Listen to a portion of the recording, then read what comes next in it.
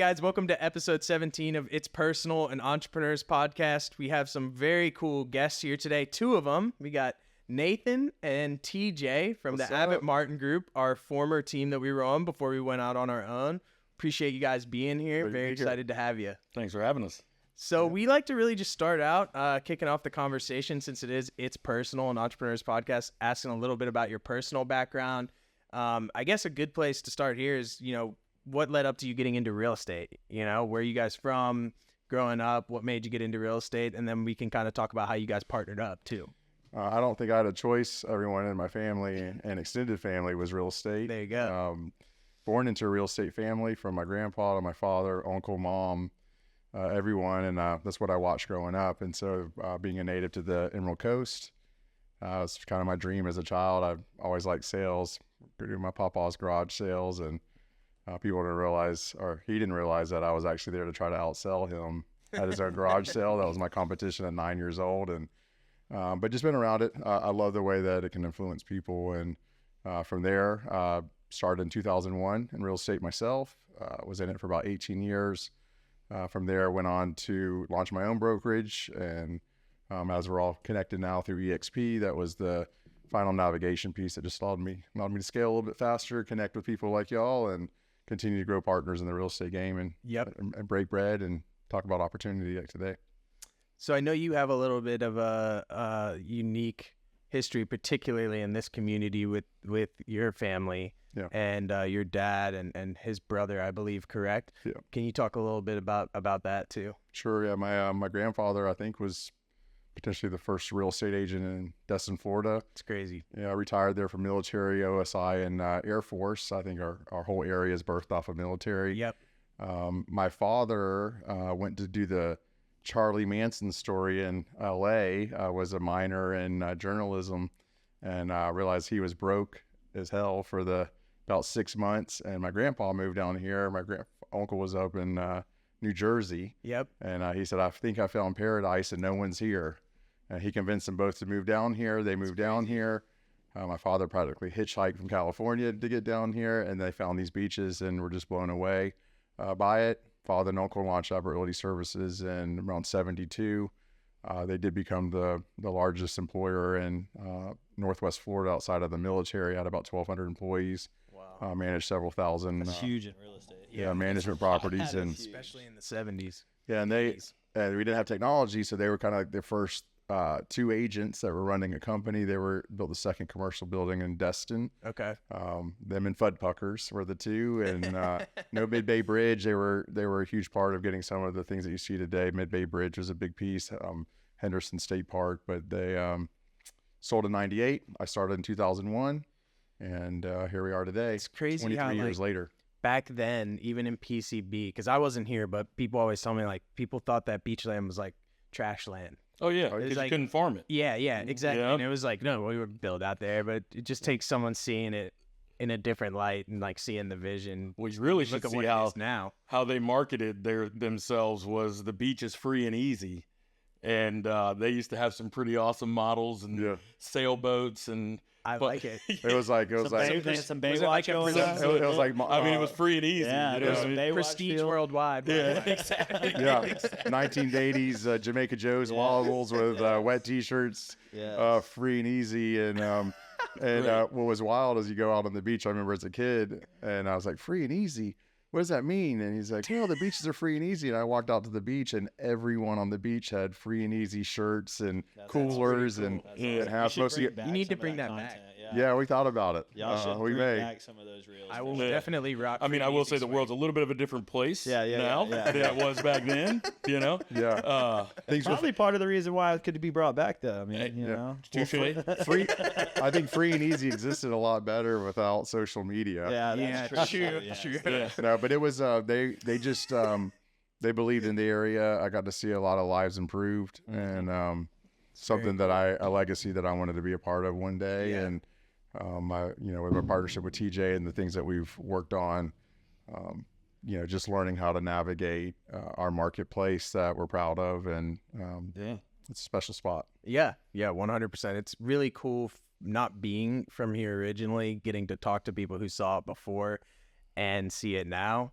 because I can't see it, but hearing people tell me about it, it's kind of mind blowing. Even just Pier Park here. Yeah. Like Andrew's like growing up, that was a field. And I used to play in it. Oh yeah. What? Yeah. When we used to, when we were working on the restaurant, obviously y'all knew about that venture. I stood there with him and my now wife, and was like, anything you can see wasn't here 12 years ago. Anything. The condo buildings, the Walmart, no matter what you're looking at, it wasn't here 12 years ago. Grayton Beach was like the hood. Like that means you were really doing shitty. If you live in Grayton Beach, I mean, they one of the most expensive real estate in the country. Yeah, literally. That's so crazy to think about. Yeah. What about it's you, the power of real estate and development, though. You know, you can really change it. And the vision, like you said, the power of vision, like the power of seeing something like because I've obviously been very blessed to be around the Abbott family with Nathan and understanding some of their stories and having the belief in something so heavily that you put everything in it to build it when everybody looking at you is telling you, what are you doing? Yeah. There is nothing there. There will never be anything there. This is not the right piece that you should be playing with. What are you doing? And they're like, just wait. It's just like wait. that exact sentiment is what we end up talking to people about on every episode of this thing we do. It's that's what separates, extremely successful entrepreneurs from others. It's like burning your bridge at the shore, not caring what people think, and just knowing you're correct. Exactly. Well, to give you crazy ideas, so they predominantly were on Okaloosa Island first, and then Destin, Miramar Beach. But they wanted to break into the 30A market. There was nothing out here. Yeah. So they were going to start their first management project here. They come out excited. They close on this little opportunity, come out to see the property, and there is a pig's head on a stake out in front of the property, basically saying that you're not welcome in these parts. I mean, straight deliverance from the woods. And they woke up with the horse's head in their bed. Exactly. But they said, you know what? They got some security kind of detail and went out and ventured into the wild west of doing a management project in 30A. So there was nothing there. That is crazy. So TJ, you're from Pensacola originally, right? Yep. Okay. Yep. Born and raised Pensacola. Grew up, my dad was a builder, so I was on job sites all the time. He didn't teach me much except how to clean job sites for the most part. Makes sense. But he did teach me how to sell them. Good at sweeping, though, probably, aren't you? Was that? You're probably pretty good at sweeping, aren't you? The blower? I mean, I live with a blower in my truck. You know what I mean? Like, it just makes me feel good. We can connect on that level. But no, I grew up in Pensacola, really enjoyed the building side of things, a lot of the land acquisition side of things.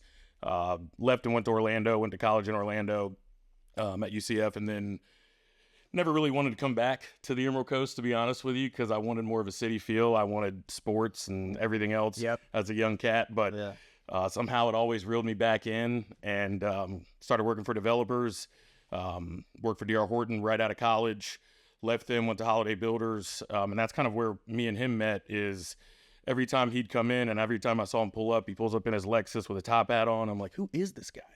And every single time we batted 100 for 100, we closed the deal. There wasn't one time he came into my model home that we didn't write a contract. It was crazy. Yeah. And so fast forward, I was in, on-site sales for 7 years, and I just got so burnt out that I said, I'm leaving. I booked a one-way flight to Thailand, and I didn't come back for a year. I traveled Southeast Asia, Australia, New Zealand, and a couple other places, and came back and went and worked for Berkshire, and just wasn't me, man. I go like, this is like, and I have nothing but love for Berkshire Hathaway and all the brokerages, don't get me wrong. I'm just a very odd character. I just am very face value, ball cap, Under Armour shirt, shorts, sandals, and that's where I go to meetings. Very authentic. And I just saw Nate doing his thing. I saw his character. I saw how he worked with his heart and was just authentic. He never changed who he was, especially coming from some of the background that he came from. Seeing that was intriguing to me. Well, let's be real. When you first came to meet with me, you were like hell to the no. because you were like boiler room in there. He had an office in the Resort Quest office in Destin. He was like, come meet me at my office. I'm like, all right. I walk in and it's a room this size with 8 cubicles and everybody just banging out calls. And it's like loud. The lost art these days. So loud in there. And I walk in and he's like, come on in. And I'm like, no. What's going on? What is happening in here? And I'm like, man, so good to see you, dude, but I just don't think this is the right fit. Well, and I think people thought because Resort Quest was the company that Abbott Realty sold to, that I had this like walk in the park. I got my face beat in there. They were like, oh, this is the boss's kid. You have 50 million in production with a 50-50 split. I'm the youngest guy there, and my first office at Resort Quest is I had a broken down desk in the hallway, and my wife came on, and she got it worse than I did. They're like, she would get yelled at if she stole a paper clip. Yeah. And you got to sell deals to get that paper clip. That's right. It's just a different morale. It's like, my father always taught me, he said, go in there and clean the damn toilets if you have to, like, earn your spot. There was no favors in that office. And it's just 7 years of my wife and I just grinding it out to show that we were just there to work hard and show up. And they finally gave me the corner office, which was, again, like the boiler room. And TJ walked in there and he's like, hey man, he's like, yeah, I think I'm going to go to Berkshire. And and so I lost TJ to Berkshire. And then I would have walked in there and loved it. I love a phone room. It was pretty odd, man. It was too many people trying to work real estate. Dude, there was so many files stacked everywhere. Like, it was exactly how you would imagine. So it was the second floor of Bernie Madoff's operation. Yes, correct. Yeah. That's correct. And no technology. So we had, folders and stuff on the walls. And I feel like yeah, I mean, that was 9 years ago. But yeah, so ended up circling back to Nate. I told him, I said, listen, like, I like the general real estate stuff, but I want to create a new construction division. I also want to open an office in Pensacola because I was born and raised there. I'm not going to let Sphere just dwindle away. Yeah, sense. And so fast forward now, we did start a new construction division. We've got about 1,200 units in the pipeline, and about 200 of them coming out of the ground right now. Got on-site teams, really, really good building partners. And then we have the general real estate side, which we've been very blessed to build to, we're at 63 agents, with that office of Pensacola, office of Miramar. And here we are now, man. Like, we've just been extremely blessed and just worked with our hearts. We created relationships over transactions. Yeah. And the transactions are what have really been built off of things like our relationship. Like, you guys came to us and you said, hey, I want to move bigger, faster, stronger, but I need kind of a playbook, and I'm going to try to use your playbook, and then we're going to leave and we're going to do the same thing, and we're going to, kick ass together. And it was like, okay, let's absolutely do that. Yeah. We just got a lot of people in the world that live in a scarcity mindset, man, and they don't want to build for other people. They want to build for themselves. But when you build for other people, those people want to build with you too, and it just compounds. Absolutely. You know what I mean? And that's where we've just been really blessed to have the right people on our side, the right counterparts from a standpoint of builders, staff, other agents in the marketplace, and other brokerages that are just dear friends of ours that we have great relationships with, that we close deals with seamlessly because there is no posturing. It's nothing but love. Yeah. You know what I mean? And so that's what's been really cool growing with Nate and kind of growing the business. From when I got there was 7 agents? Yep. And our goal was 60 million. And now we have 65 agents and our goal is 400 million. Yeah, what I think with real estate, it's very individualized business, as you know. Yeah. And I think sometimes we can just be chasing more, and you end up chasing the worst version of yourself. And so I agree. Yeah. When you pause a little bit and realize how real estate allows you to truly change people's lives, not just the consumers that you're working with, but the counterparts that you're working with and growing a business. I mean, we had, some people on our operational staff just say, thank you so much for this opportunity. And, this is changing my life. And like, when you get to be in that space, that's the part that gets you so much more excited than the dollar ever has. Especially if you can show people, I don't want to call it easy because that's the wrong thing. If you can show people how, like, through disciplined, focused action, how successful they can be doing something they never thought they could be, and you can share that with someone else, you can take like all those years of trying to figure it out yourself and just say, hey, just do this, and show them. And then you see them like reap the rewards of that. And I've done it for people that don't even work with us, just new agents and things like that. And that's a really cool thing to see. And then on the other part of it, if you actually are very educated full time and like care about really being a professional in real estate, and you see how that can impact a homeowner, like we do a lot of for sale by owners and turning them to listings. And when you see how thankful they are at the end and how much they didn't believe that you could do what you said, but you do it, like that's what I wake up for, man. Because then you're like, this person got what they wanted, they got it fast, I delivered on my word. And that's a check mark in the positive for real estate professionals. Absolutely. Which is something I'm out there trying to do every day, because there's so many people out there that are doing an X, not a check. And watching people that are in your corner truly grow And when they tell you they created these plans and these grandiose ideas and they execute, like you two, like I love watching what y'all have created or continuing to create, like watching you in your element on job sites. Like I knew that's what you wanted. You had this whole vision in your mind, and now it's just clicking because you were persistent. I love that. Well, and it all, I guess, to me, to your point and your point, being able to present it and then being able to present it in a manner where it's actually attainable. Right. Where it's at where as a person you feel like you can actually who doesn't have necessarily all the experience, and I was in real estate, I've been in real estate since 2018, but to present it in a manner where you saying you got 1,200 units in the process, that's awesome. That's huge. That's incredible. But to present that in a manner where you can do it too. Yeah. And this is how, and it's not hard and it's attainable. It's going to take discipline and hard work, but do these things consistently. Start pulling together resources, start and make small, these build connections relationships, and you know, that's a huge part, because in all of our episodes, ultimately it all boils down to, it seems like everyone had that vision. Everyone sees that vision within themselves and what they want. It's just that they fight themselves long enough within their W-2 job to where something eventually happens in their life where they finally take the leap. And then a few years after the leap happens, they never want to look back again. Yeah. So it's just eventually just do it. It's a scary thing to bet on yourself. 100%. You know, it's a 100%. scary thing. But when you have the people around you that you know love you and care about you, not because you're going to make them a nickel, but because they just want you to they succeed. Believe in you, and we believe in you for what you can be and grow. Running a company that's revenue is dependent on 100% commission sales is super scary. Tell me about it.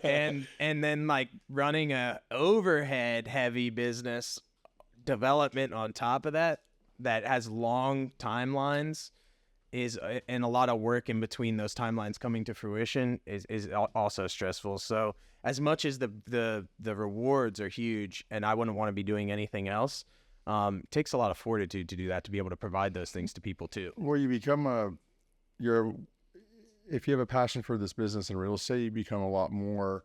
I don't ever want people to think of me as a salesperson. I want them to think of me as a connector, someone that could provide some good advice. You learn a lot of advice from ways that you failed, and being transparent about that and saying, I tried it this way, it didn't work. I learned how to do it this way. Yeah. And repetition over time creates growth. And not all those deals happen right, but you learn from it. And I think, in real estate, everyone tries to posture about how everything is great and easy. Let's be real. Real estate is extremely difficult business to manage.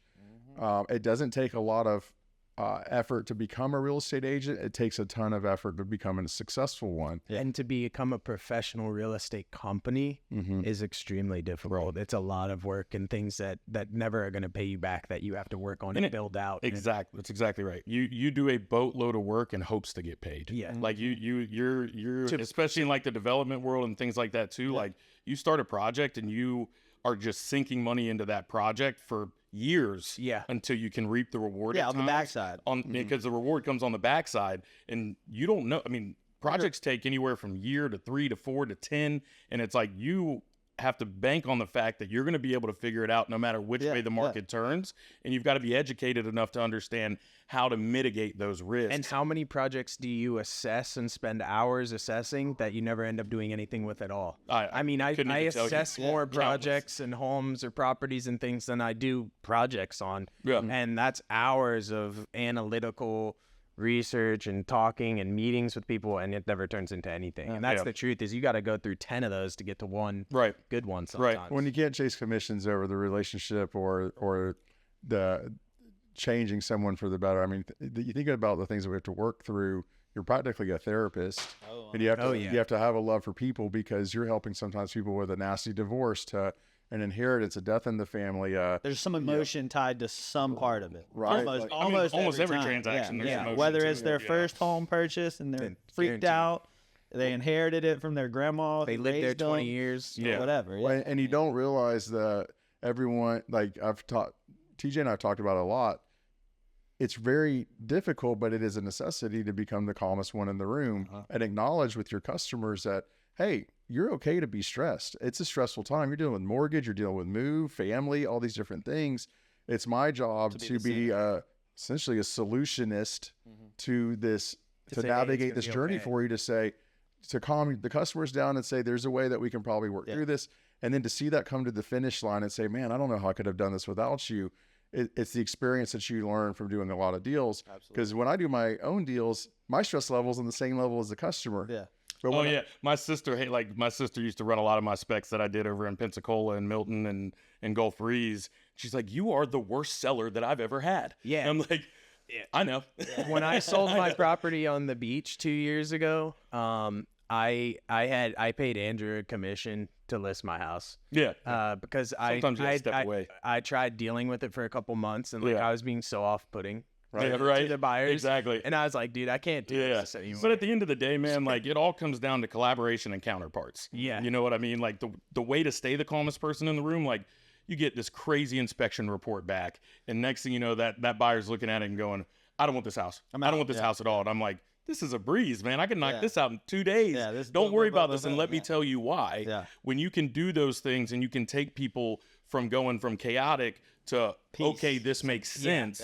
Yeah. That's the goal. But if you don't have the right people in place to where you feel comfortable saying that to them, that's where I challenge a lot of real estate agents to not only just look for the deals, but to look for the people that are going to help you get the deals to the finish line. Because a quick, educated answer with the right resources keeps a deal together more than like any fancy sales tactic. 100%. A quick, off the top, educated, hey, it's not a big 100%. deal.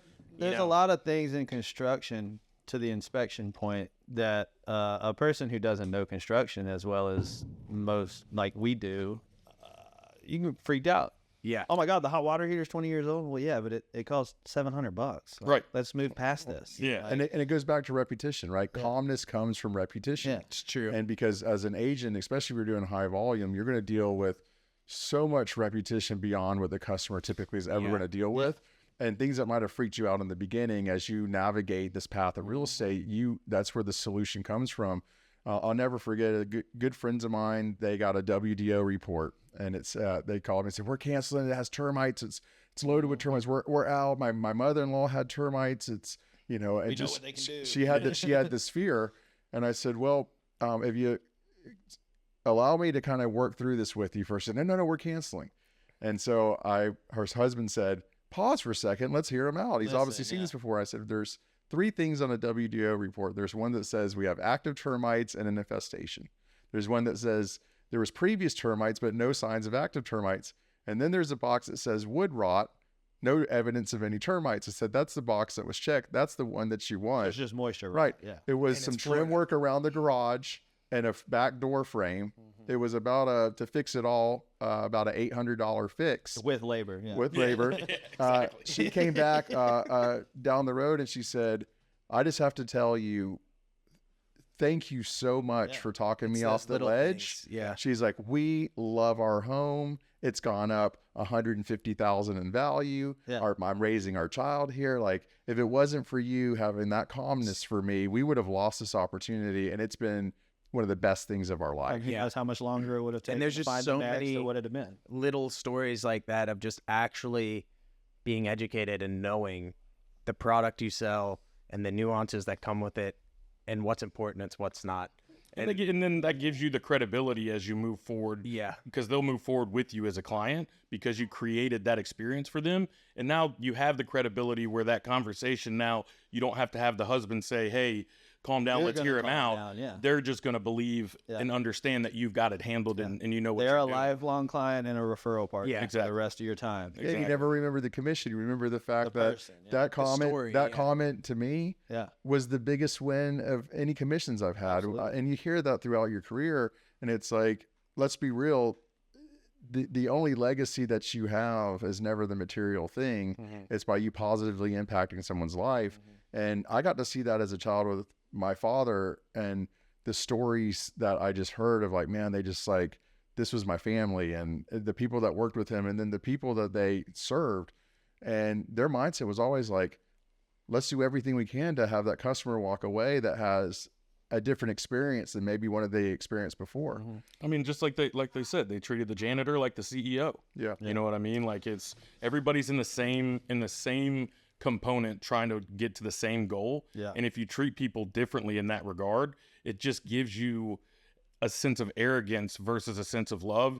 And when people who work with you feel love, they work differently for you. 100%. You I know? agree. 100%. And you can always be an asshole, but at the end of the day, when you treat people with the utmost respect, you hear them out, you listen, and you be interested in them, not interesting. Yeah. You know, they care about that. 100%. You know, and when they care about you, they do a lot more than what they normally would do if they had the dickhead boss. You know what I mean? agree. Especially in today's world where everyone needs a little bit of self-gratification. Right. 100%. And attaboy goes a long way. 100%. And there's so many people in the world that don't ever get that fully deserve it. Yeah. And it's heartbreaking sometimes because some people who would have been exceptional, they quit too soon. Yeah, they did. because they never had somebody go, that was great. Yeah. You did a great job. You know? And I think I agree with that 100%. And I think that too often people are just going after talking to people in a way of don't do that instead of being encouraging to people. For sure. I think encouragement gets people to doing what they're supposed to doing a lot quicker than telling people not to do something. And encouraging them even when they fail. Like that's where we as leaders,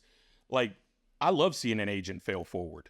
You know what I mean? I love when they make a mistake, they see it, they understand it, and that's how you grow. Yeah. And that's where you got to understand, especially when you're running a big company with agents who are novice and agents who are $100 million producers, you know, you've got to understand that happy medium and understand how to encourage people to put themselves in the uncomfortable situation. You have to get comfortable with the uncomfortable. And the only way you get through that is repetition and failing sometimes. And that's okay, you know? And when people know that they can do those things, they get themselves into the mix a lot more.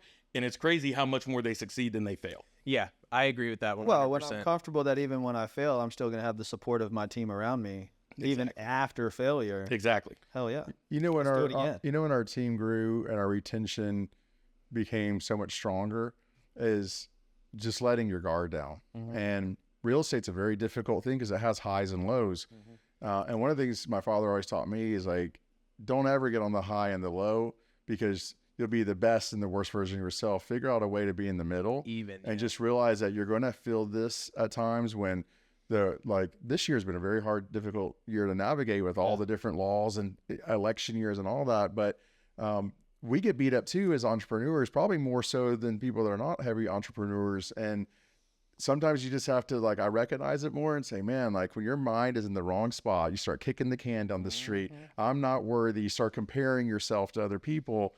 And you just got to snap out of that crap and say, you know what, new day, fresh start. I'm going to get after it. And real estate can change so quickly. Quick. You know, we'll be beating ourselves up about like our trajectory. Like, okay, we got these fixed expenses. Last month we crushed it. And then like you get a text while you're having that conversation that somebody wants to show property. And then that afternoon it's under contract. For sure. Like, all right, we're good. For sure. And it happens so often where you're just like, you're allowed to have those days where you're down in the dumps. Yeah. You know, but it happens so often where you get that random text that you're like, dude, I hate today. And then you're like, all right, let's go. Cool. Let's go. You know what I mean? And that's what I love about real estate. Yeah. Like, you can have, and that's it's a drug, honestly, because it's bad. You can have the worst 6 months of your life in this game and pop off one deal that you've been working on for a year, 2 years, 3 years, best month ever. and it changes everything. And that's where what I love is watching certain people where they utilize some of the counterparts that we failed forward with, and then boom, they hit it. Like we had one girl on our team. She was literally called him and said, "Hey, I'm going ahead and getting a new job. I'm out. I'm just going to go ahead and leave, blah, blah, blah." And so we were like, "Please, you're talented. You're going to be really good at this. Give it another month. Like, just stick with it." Next thing you know, $5.5 million lead from our boomtown. From our boomtown. Just from our lead program. And then they referred another deal for north of $2 million. Now she's on pace to do $15 million this year. Does she still want to get another job? No, she's good now. But like watching her get into the space as a newer agent and then navigate it so well, and we knew she had it in her. And it was like, you're exceptional at this. Do you see that now? And she's so hungry now she can't even see straight. You said, "I believe in you." Exactly. We had a school teacher. I mean, we're talking about on the drive up here. It's a shame in our country with all the money going out, all these different countries, that school teachers are getting paid $35,000, $40,000 for work they did. And we find a lot of times teachers in real estate, teachers, military background, like their service mindset. She comes in, 35, 40 grand a year. And within her first year did 18 million in sales. It's crazy. It was a crazy thing to see navigated, but it's like, there's only one thing that I think is more intense than dealing with people's financials in real estate is their people's children. Other people's kids. So if a teacher can manage people's children right, then they know how to do real estate clients. like- Trust me. Exactly. they're like, this is oh man, I'm not dealing with their kids. easy, It's a whole different level of psycho with people's kids. So going back to something else we've mentioned several times, which is like, this year has been interesting in real estate. The market's been kind of tough. And you hit on it a little bit earlier. You said, being honest with people. And one thing that, about where the market's at, not posturing and saying, oh, everything's great, it's a great time to buy, and, all this stuff that a lot of people fall into a habit of. And I think what we found recently, especially with like for sale by owners, expireds and things of that sort, what's been working for us has just been leveling with people, hitting them like between the eyes, over the bow with the truth, but having data to justify it. And it may not be that day, but we get a lot of calls back from those people. And I think it's 100%. really important for people in real estate right now to like keep in mind that being honest is more important than posturing. Well, and it's an emotional time for people right Yeah. now. It's the world is just an emotional place right now. And I agree with you there that sometimes you've got to take the emotion out of it and use the data analytics for them to truly understand. Where I get a lot of deals done with some bigger players, smaller players, whoever it may be, is really breaking it down into a very easy way to understand, where like he's been dealing with it too, where people are still in this COVID cloud where they're like, it's worth this much, it's worth this much. And you're like, listen, it's And not it'll worth sell in this a much, month. but let me explain to you what you've done You're over still the in a last winning 3 years. situation, though. Exactly. Like you were supposed to only accrue 8% interest on as an average over the last couple of years. You're at 80. You know what I mean? So if you take this deal and let's say we drop your price $200,000, You're still at you 70. still made 60% on your money in 24 months or 36 months or whatever it may be. And then sometimes I even break it down monthly. And then I put them into the same shoes where I'm like, listen, if I brought you here 3 years ago and I said in 3 years you're going to have to sell this house, but I guarantee you you're going to make $300,000 in 3 would've years, signed. would you have done that deal? Heck yeah. And they're like, well, yeah. And I'm like, so why are you telling me you're not doing it right now? Yeah. And then it's like aha moments where you have to put them in those circumstances and just level with them and be real about it for them to truly understand what is actually. Let's not make a conspired. win a loss just because of this cloud of what somebody else did. Well, I think comparison's the thief of joy, right? Comparison, when you're trying to compare yourself to other people in your career path, you just get in this mental space and it's never enough. Like, I got here and now what's next? What's next? And I think that's with customers, right? I've been in the market long enough from 01 to now. I saw the rise of 2005 to, crazy market to navigate to 2010. Then we had the BP oil spill and then all these different layers. Which is a thing of the past in this area. Right. Nobody even thinks about that anymore. Which is crazy because it was a massive impact. Yeah. You know? And today what happens is sellers, the difference between then and now is that the people that bought had way better holding power. And they say when you go to that listing appointment, well, I don't need to sell, just to let you know. And the question is, well, how long do you want to hold it? Right. Because we had great growth. There's still huge wins to be had. So let's talk more detail about why you're even wanting to sell. What's the next plan after the sale? Why would you delay that time? Because the one thing that we cannot buy more of is time. And you never lose if you're always winning if you make a profit. Sometimes that profit is less than other times. If you want to nail the peak of the market or the downfall of the market, you're usually never going to find it. It is a luck of the draw because it can change very quickly, as you saw.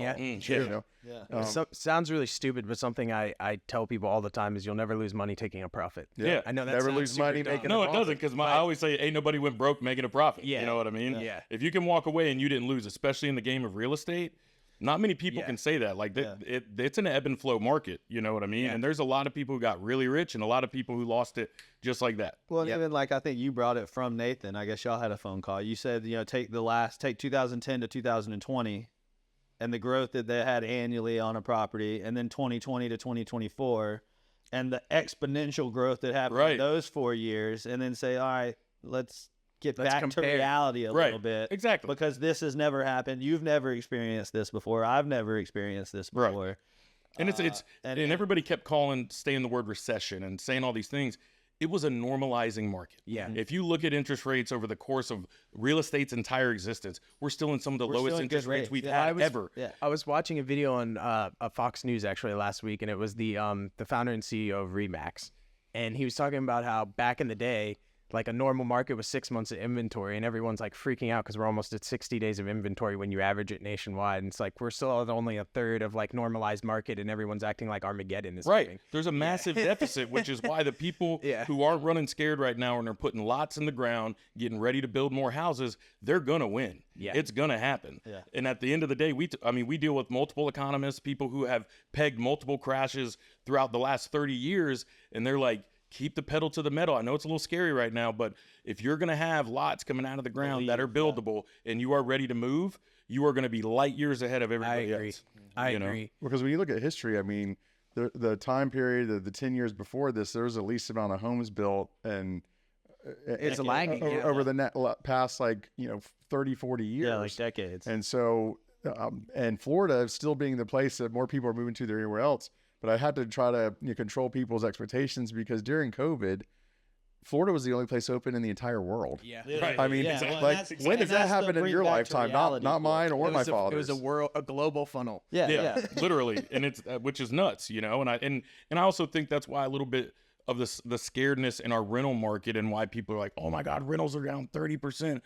40%, whatever it may be. Normalizing. They're normalizing because, I mean, dude, you couldn't go anywhere but here for 2 years, basically. Of course it was inflated. Right. You couldn't fly. Exactly. So they're going to go do their Europe trip. They're going to go do their Bahamas trip. Yeah. They're going to go do those things, and then they're going to realize they didn't want to do 4 kids with passports in a plane. They just want to throw them back into the Tahoe, take their 7-hour drive from Atlanta, Nashville, Kentucky, Texas, wherever it may be, and come straight back to the Emerald Coast. Because, I mean, I've traveled all around the world, and I can still say pound for pound, we've got some of the sexiest beaches in anywhere in the entire world. Yeah, I believe. I agree. Yeah. Well, you're in a good spot when you go on vacation and you're driving either over the bridge over 79 or Mid-Bay Bridge 331, and you're like, man, I just left vacation and I'm coming back to another vacation, which is your home. Yeah. And literally. there's just a level of, I think, laid back peace and in a lot of ways freedom in our marketplace that that's my favorite customer when they see the area the first time, and they just like, man, I didn't know a beach existed. It's almost like, and there's no locals. Right. Because I remember working in restaurants and beach service when I was younger, and it's like, wait, people live here? Yeah. Like, We're foreign, dude. Like, it's like, no shit. How did you eat dinner last night? Like, anytime I'm at a food, restaurant or at a bar or whatever, hanging out, and somebody's like, where are you from? And I'm like, here. They're like a mile up the road. They're like, wait, you live here? Yeah, I live here. It's like, no, I drive crazy. I drive 3 hours one way just to come to my night restaurant job. Yeah, you're right. My buddy said the best thing about living here is you get to stay when everybody else has to go home. Yeah, It's the truth. It really is the truth. So there's one final question that we like to ask everybody that comes on the podcast, which is whether it be personal or professional, we kind of call it our legacy question. What is this one piece of advice that you would want to leave with our listeners, your friends, family, that from birth to now has been something that you think is the most impactful thing to leave behind? To me, and I mentioned earlier, is comparison. I think so often we get stuck in this thing of always wanting more, and if someone's getting more, you think that they don't have problems, right? Yeah. I've learned everyone has a lot of pain. Everyone has a lot of wins.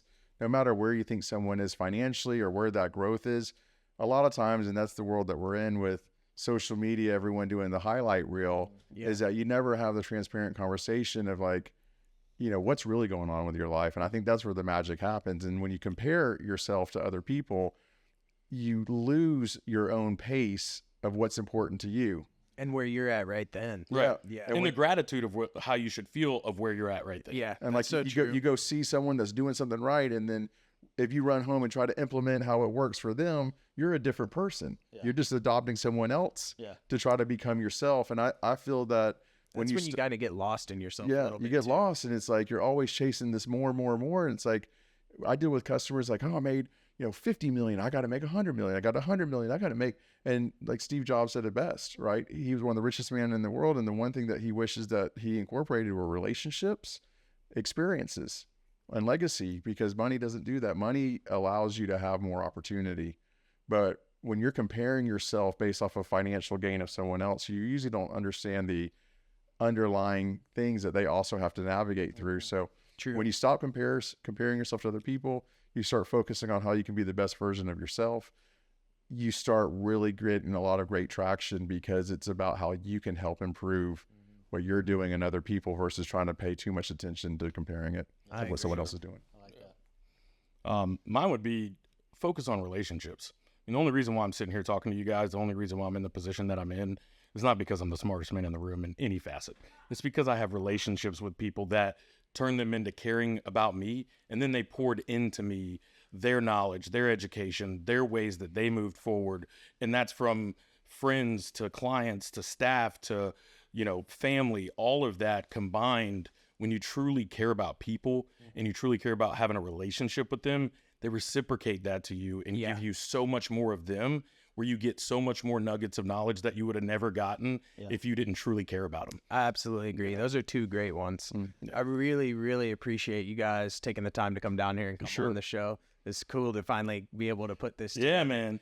And likewise, dude, this is awesome. This is awesome. Like, I remember coming into this office, 2 years ago, 3 years ago, and there wasn't nothing like this going on. No. You know what I mean? And it's just been, the feeling's mutual, seeing you guys kind of build and grow and create y'all's own line of sight and your own path that is different than most, which is great. That's the coolest part about it is, people thought we were crazy with some of the stuff we were doing, and I loved it that they thought that way. You know what I mean? And so I can tell you, there's a couple houses that I walked in that y'all were going to flip that I'm like, they're crazy. Yeah. And they sold and you flipped them and it was done. And I'm like, that's freaking awesome. Yeah. So y'all keep doing y'all too, because I'm proud of you guys. I appreciate that, buddy. Really, I do. Yeah. Thank you And guys at so EXP, much. we're partners anyway. Yeah, so we it's are.